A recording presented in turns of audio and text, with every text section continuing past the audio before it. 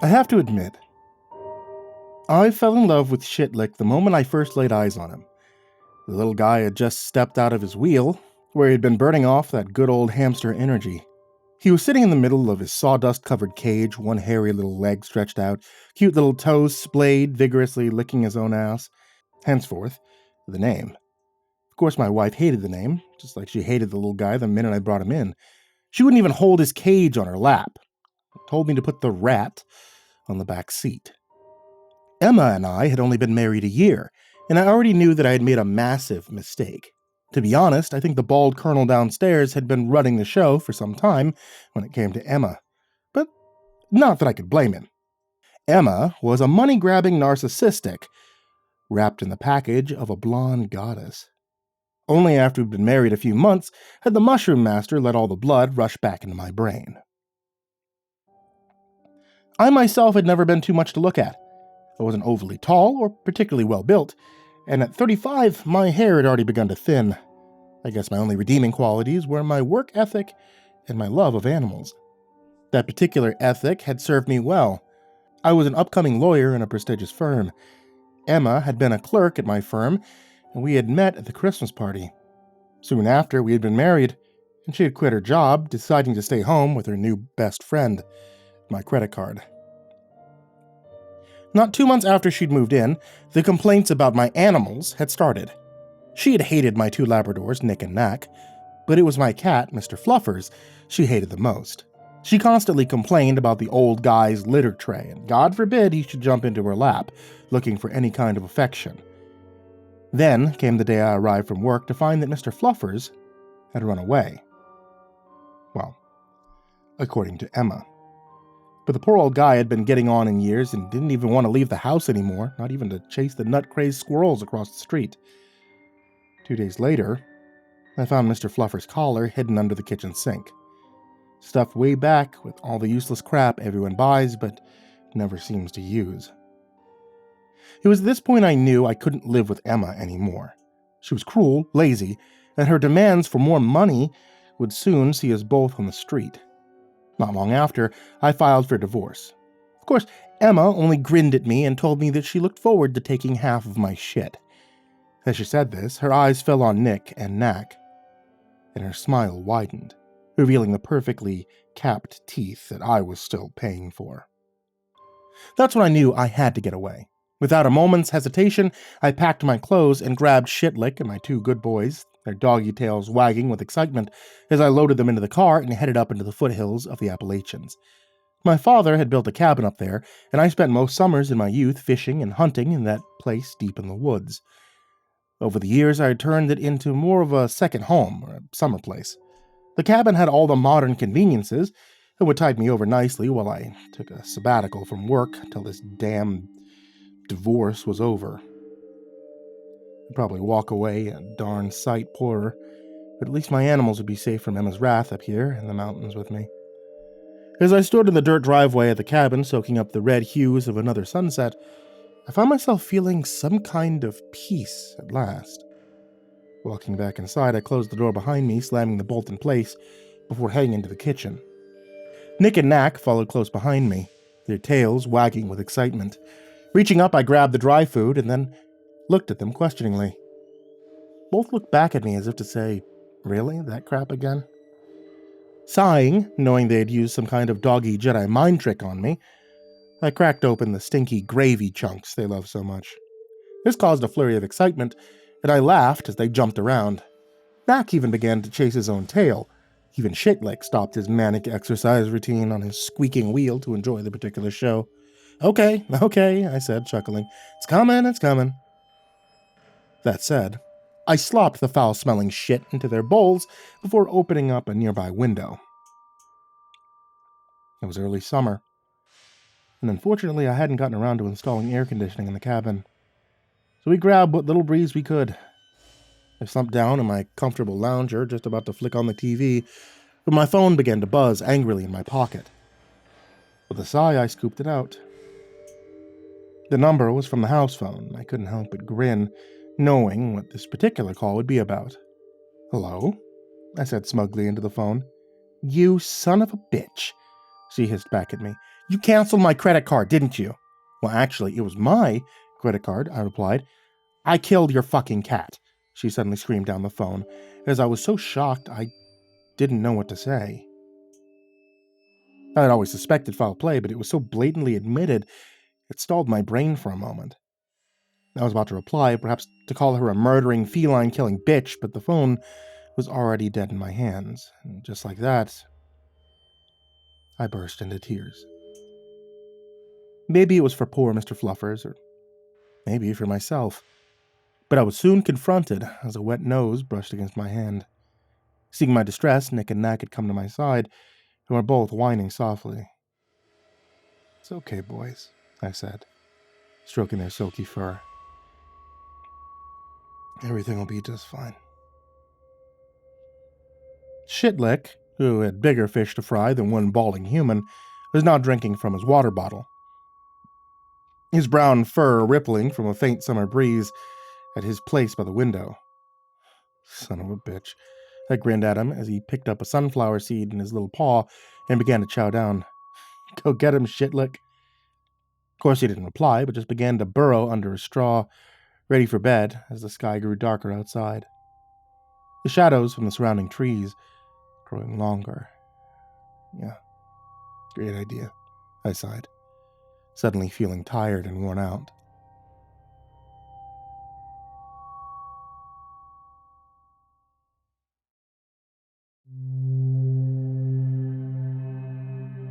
Later that night, I was awakened by the whining of Nick and Knack.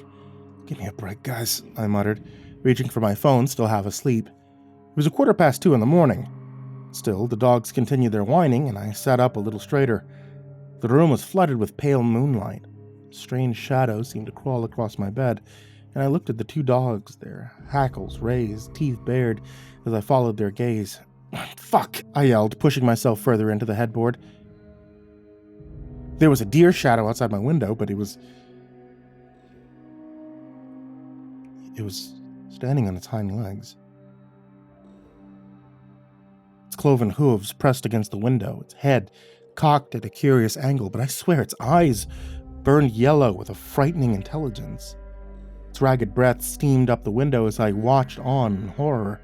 Its long tongue lolled from its mouth. It licked the cold glass in one long, hideous stroke, its eyes never leaving my face.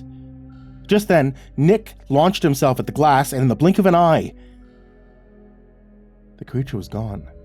Nick! I called after him. Come here, boy! For a moment, he did nothing but snarl and whine. Eventually, he came to me, bounding up onto the bed. Knack did the same.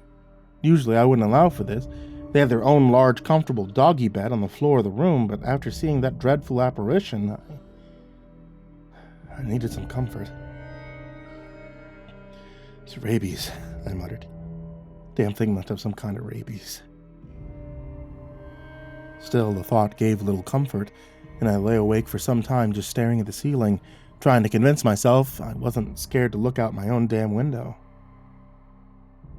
At some point, sleep must have overtaken me, and I awoke later that day. The morning sun streaming through that same window. After a quick shower, I fed the boys and ate a light breakfast. The terror of the night seemed to be slipping away as the day brightened, and after a quick check of Shitlick's water, I decided to take Knick-Knack for a long walk in the forest. Putting on a light jacket, I grabbed up my keys and a small canister of bear mace. For the most part, black bears of the mountain were pretty much live and let live. But there were also cougars in the area. Rare, yeah, but when it came to the woods, my dad, who always carried his rifle, same rifle that now hung over the fireplace, had always said it was better to be safe than sorry. On that front, I had to agree. But as far as I was concerned, bear mace was more than enough for a simple morning walk on a well-established trail. Heading out the door, I slipped on my shades, Nick and Knack bounding beside me. The day was bright and clear as we headed down the trail. A babbling brook ran beside us for a couple of miles before vanishing underground. This part of the forest seemed somewhat darker. The trees more interlocking overhead, spears of sunlight playing across the leaf-strewn forest floor. The air smelled of damp earth and last year's rotting leaves. Suddenly I felt very much alone, and I realized I hadn't seen another single human being along this particular trail. "Help me," a voice suddenly drifted on the wind, and I turned, the skin on my neck beginning to tighten, the flesh on my arms beginning to knot. "Please help me." The voice was that of a young girl, and was emanating from the base of a large, knotted tree. Both Nick and Knack had started to growl ominously. "Hello?" I called, even though I was afraid. I couldn't risk leaving the helpless child stranded in the woods.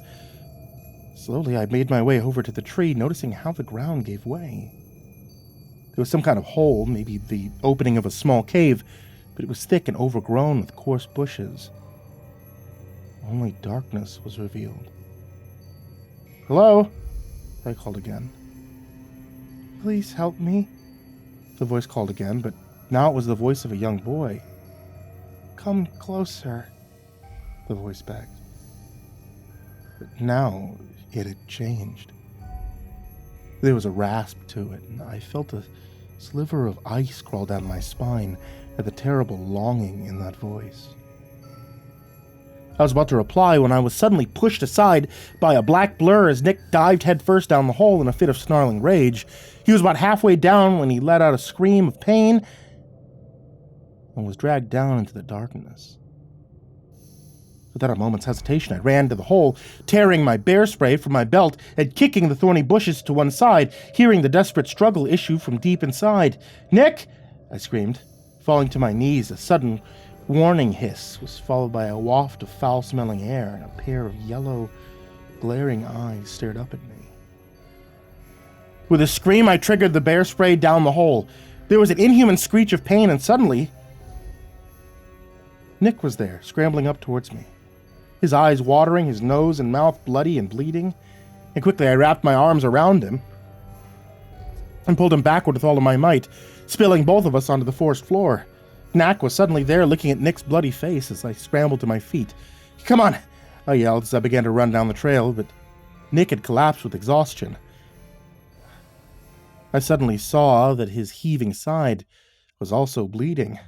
Turning back, I grabbed him and began to run down the trail, my heart beating hard, my body flooding with adrenaline, Knack covering our retreat. And last, we reached home, and I collapsed on the porch, my shirt stuck to my body, leaves and bramble in my hair. There was no time to rest as I unlocked the cabin door and gently laid Nick onto the sofa. I grabbed a fresh cloth from the kitchen sink, wetting it down, and hurried back, wiping a mixture of blood and bear spray from my face before addressing the wound on his side. "Please don't be bad. Please don't be bad," I prayed, wiping away the blood from his fur before letting out an explosive sigh. The wound was, thankfully, shallow.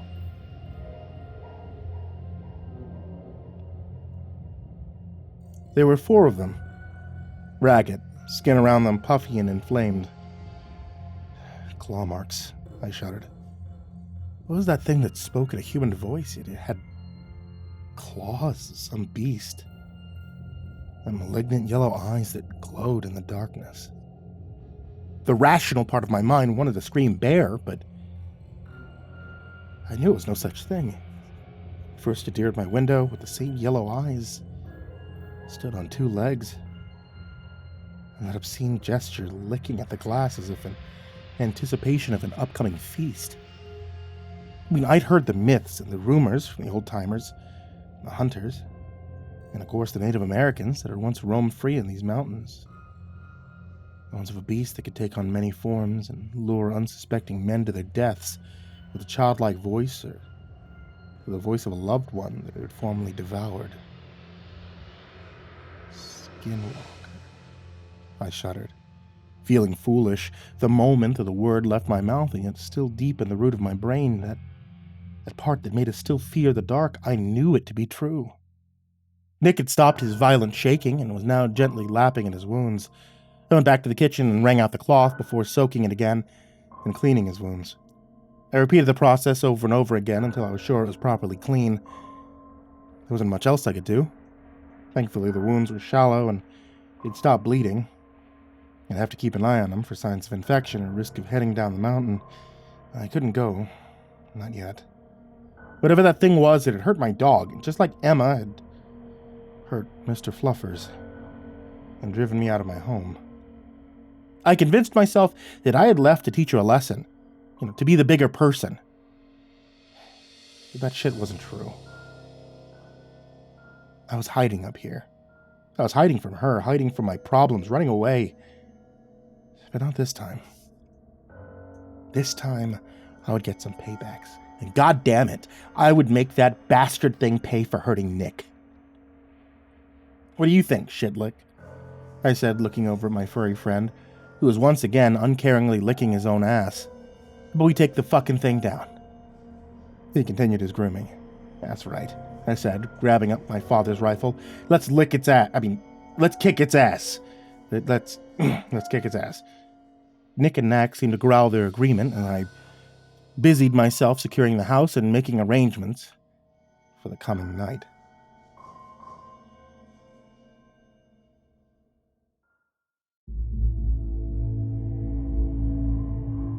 When I was a kid, I watched a movie called Dog Soldiers. It was about a group of British soldiers held up in a cabin that was being attacked by werewolves. The movie was great. It gave me a few ideas. Already I had a couple of pans of boiling water on the stove and a homemade flamethrower made up of a can of hairspray and a Bic lighter close by. I had locked every door, closed the wooden shutters on every window, bar the one in the lounge area, hoping the creature would enter the cabin that way. There, I would wait in the dark with my loaded rifle and take the bastard thing down. It was only after full dark that I began to wonder if an actual bullet would kill this creature of legend. Maybe I needed a stake of hawthorn or a silver bullet. I was starting to panic, starting to sweat. When there came a sudden crashing of glass and a splintering of wood from the bedroom. With a cry, I ran down the corridor just as the thing came crashing through the bedroom door. It was tall and impossibly thin, its skin gray and leprous, atop a long, thin neck with a bald head with glowing, malignant yellow eyes. It saw me and grinned, revealing a wide mouth filled with razor-sharp teeth. "Help me," it whispered. And I swear it was smiling as it suddenly fell on all fours and slowly slouched forward. I backed away, never taking my eyes off the crawling thing, which just started to babble all manner of noises issuing forth from its drooling mouth. One minute I heard the merry sound of songbirds, the next, the shriek of a mountain lion. Its smile grew louder as the sound of a sobbing, terrified child issued forth from its wrinkled muzzle. And its face seemed to be growing more animal-like with every passing moment. Still that terrible sobbing issued forth. "Bastard thing," I growled, growing suddenly furious. How many innocent kids had this thing slaughtered? How many children's lives and voices had it stolen? Raising my rifle, I barked off a shot, hitting the thing high in its shoulder. Black blood sprayed, and it screamed in pain, falling over, kicking its legs in fury as it scrambled at its bleeding wound. Quickly, I tried to work the bolt of the rifle, but it was jammed, and the creature was already back on its feet. With a cry, I turned and fled for the kitchen. I was at the stove with the creature's claws sheared down my back. I screamed in pain, grabbed up a boiling pan, and tossed it over my shoulder. From behind came a deafening roar of pain as the thing reared back, its chest covered with smoking blisters. Desperately, I picked up the other pan, but the enraged creature batted it away, spilling the boiling content down my leg, and it was now my turn to scream in pain. Just then, a black blur came out of the shadows. It was Knack, who barreled into the creature, knocking it to one side as powerful jaws clamped onto one diseased, twisted leg. This gave me an opening as I ducked under the swiping claws, trying to work the stubborn bolt of my rifle just as Nick joined the fight. As I entered the lounge, there came a sudden yelp of pain, then another, and another as the creature shambled after me, both legs torn and bleeding, yet still it came, filled with a terrible vitality. Of Nick and Knack, there was no sign. I tried to slowly circle to the left, near the crackling fireplace, still working the bolt of my gun as the creature crouched down, ready to pounce, to tear me apart with its long, wicked claws. But suddenly, there came a squeaking from over near the window, and the creature's head spun around. It was Shitlick, running like a maniac upon his squeaking wheel, Without a moment's hesitation, the Skinwalker lopped across the room, tore open his cage, and grabbed my hamster by the scruff of his neck between two claw-like fingers. Turning to face me, it grinned before laying back its scabrous head and opening its mouth impossibly wide. Shitlick squeaked and kicked his little pudgy legs as if in some rodent way he knew what was coming. "No!" I cried as the creature dropped him into its mouth, not even bothering to chew, swallowing him whole in a single gulp. It turned to me just as I freed the bolt, but suddenly, it stopped. Its glaring yellow eyes bulging as it frantically clawed at its throat, seeming to gag and heave. I didn't wait, but rammed the bolt home and drew a bead on the creature's heart as it desperately tore at its throat, black blood beginning to ooze. I barked off a second round, hitting the creature dead center. There was an explosion of blood and the beast went down, as if pelaxiated. It lay still, all except for the skin around its neck. Something inside squirmed and twisted. With a cry, I drew my pocket knife and, fighting my repulsion, gently cut open the creature's rancid flesh. "Oh, thank God!" I cried as Shitlick pulled himself free, squeaking angrily. He even gave me a little nip as I gently picked him up and popped him back in his cage before he immediately got in the important business of sprinting on his wheel. Just then, Nick came limping from the kitchen, his seemingly bruised and battered Knack by his side. I later found out his front leg was broken, but over the coming months it healed nicely. He only walks with a small limp now. As for the creature, I dragged it outside and burned it to ash that very day, erasing its evil from the world forever. Shortly after, Emma and I got that divorce. I'm seeing a girl named Sally now. She's a veterinarian who obviously loves animals. She often watches Shitlick and says that he definitely has a problem. Maybe even a fetish. She says I'm obsessed with the little guy and I should write a book about him. And hey, maybe I will, but what do I call it? I know The Adventures of Shitlick and the Nick and Knack Gang. No, I know. The Adventures of Shitlick and the Nick and Knack Gang. Sounds like a winner to me.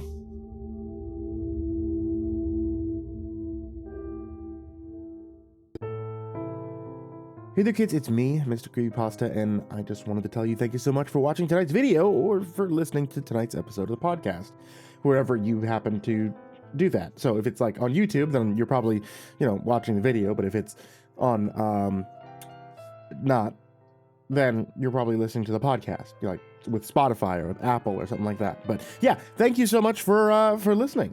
And as always, I want to give a very big thank you to everybody who supports me over at Patreon. That's patreon.com/MrCreepyPasta. I cannot thank you guys enough.